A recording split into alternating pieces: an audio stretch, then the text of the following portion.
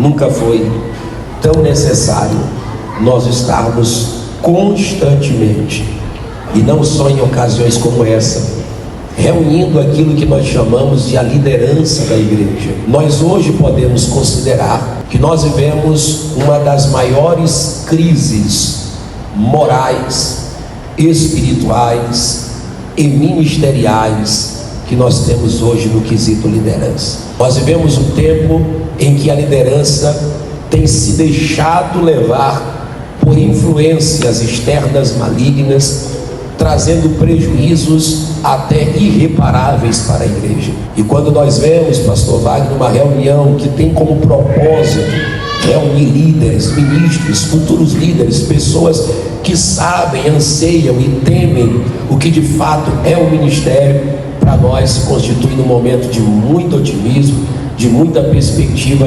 acreditando que Deus pode suscitar uma geração nova de ministros que façam realmente a diferença. E a diferença que eu falo não é a diferença virtual, midiática, aquela diferença de só tirar as fotos quando a igreja está cheia, das megas igrejas, do mega evento. Eu estou falando a diferença de abalar as cidades, os bairros, o país onde mora, com o poder inigualável do Evangelho de nosso Senhor Jesus Cristo, esse Evangelho que ainda é eficaz. Há uma palavra de Deus em meu coração. Eu sei que nem todos aqui são pastores, são ministros, nem todos têm ministério.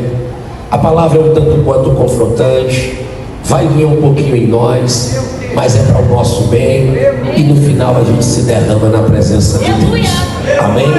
Portanto, eu terei muita tranquilidade de ministrar, visto que é uma escola bíblica de ministros. O tema dessa escola é a igreja e sua contextualização. Vamos dizer esse tema juntos? Vamos lá?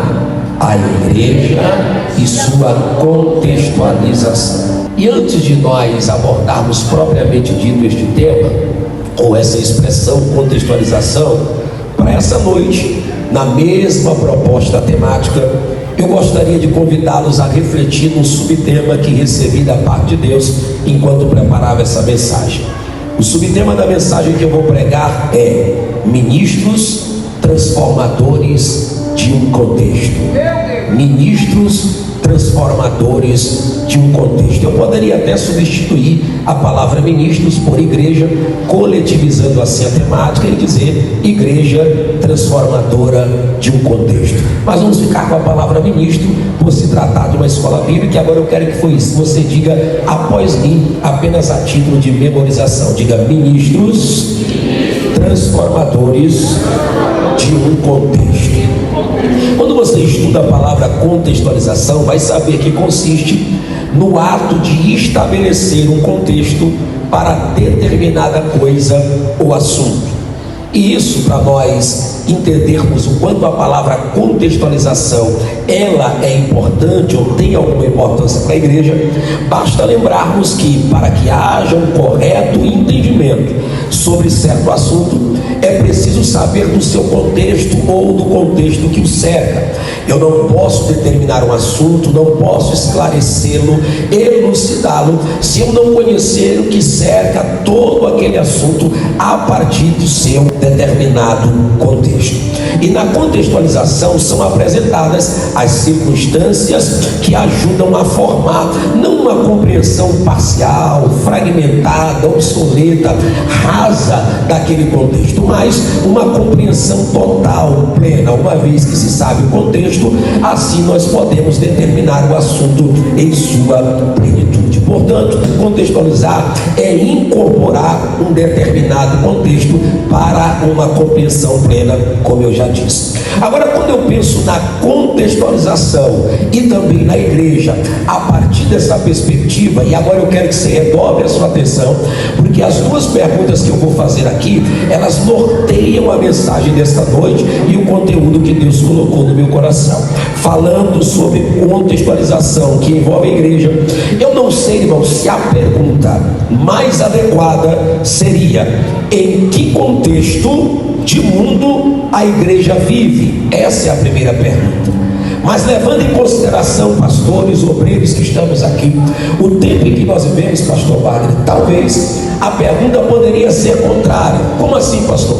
Ao invés de me perguntar em que contexto de mundo a igreja vive, eu deveria me perguntar em que contexto de igreja o mundo atual está vivendo. A coisa está tão séria que a gente tem que se perguntar em que contexto de igreja, no sentido geral, o mundo de hoje se encontra.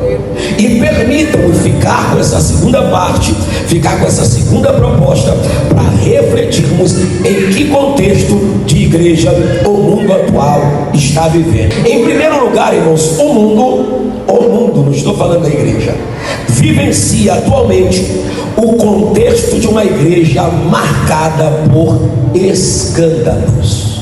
O mundo hoje não vive mais o contexto daquela igreja que tinha moral, daquela igreja que os ímpios respeitavam, daquela igreja que quando tinha uma roda de gente descrente aqui conversando, e você que tem pelo menos 15 anos de crente sabe disso, e os ímpios estavam contando ali uma piada, falando um palavrão, de repente se aproximava o crente, o que os ímpios diziam?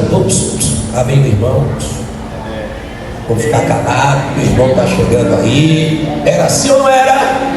Hoje o ímpio está contando piada, vem o crente conta uma mais suja, vem ele e fala uma coisa pior. Por quê? Porque nós vivemos um contexto escandaloso de igreja. Por vezes na história, o pecado, a corrupção e a idolatria fez com que esse povo perdesse a sua relevância. Meu Deus! Fez com que esse povo ficasse envergonhado e envergonhando o nome que ele carregava. Muitas vezes este povo falhou como povo de Deus.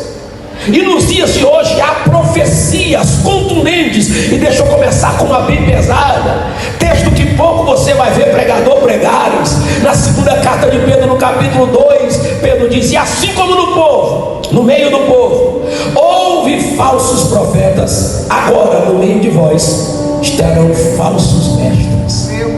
Esses falsos mestres introduzirão encobertamente, sorrateiramente, sem deixar rastros, heresias de perdição. E agora vem a parte que me assusta: ao ponto de negarem o próprio Senhor que os resgatou. Irmão, hoje nós temos igrejas e ministérios que Cristo nunca vai reinar dentro delas. Verdade. Quem reina é o homem, quem tem nome é o homem. Quem é a figura principal aplaudida é o pseudo-apóstolo, pseudo-profeta, pseudo-pastor, que nunca teve sólida chamada, mas que se autodenominou. Aí o texto diz assim: eles, por avareza, diga comigo, avareza. Irmão, esse tanto de gente explodindo mediaticamente igreja, não tem outro interesse, é dinheiro. É dinheiro. Os homens querem poder e dinheiro. Por avareza farão de vocês comércio. Você acha que se faz igreja bonita em alguns lugares para te dar conforto? Não, irmão. Tem lugar que a igreja bonita é para atrair quem tem porte financeiro. Não, nós temos que fazer um prédio, nós temos que fazer. Não sou contra, não estou dizendo isso. Mas a maioria das pessoas que se preocupam hoje em começar um trabalho quer chamar a atenção pela imponência do espaço e não pela espiritualidade daqueles que nele congregam. É por isso que eu amo pregar em casa simples, mas que o Deus soberano está dentro dela para mostrar que é Senhor. Por avareza farão comércio de vós com palavras fingidas. Aquela palavra melosa.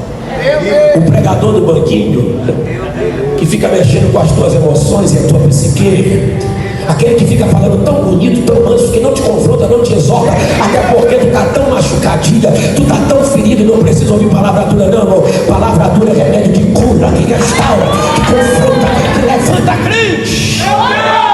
Farão comércio de vós com palavras fingidas. Agora vem a parte forte da igreja escandalizada, pelos quais será blasfemado o caminho do Senhor. Você sabe o que é isso? É a Bíblia dizendo que esses homens farão tanta vergonha que lá fora vão começar a zombar da igreja. E tem mais, pastor, eles não querem saber se é o senhor, não. Eles botam todo mundo no pacote. Não querem saber qual é o ministério, qual é a denominação. Tem um escândalo, vai todo mundo pro mesmo pacote. Olha os crentes, olha os evangélicos, olha os pastores. Só que eu estou aqui para dizer, irmão, que eu ainda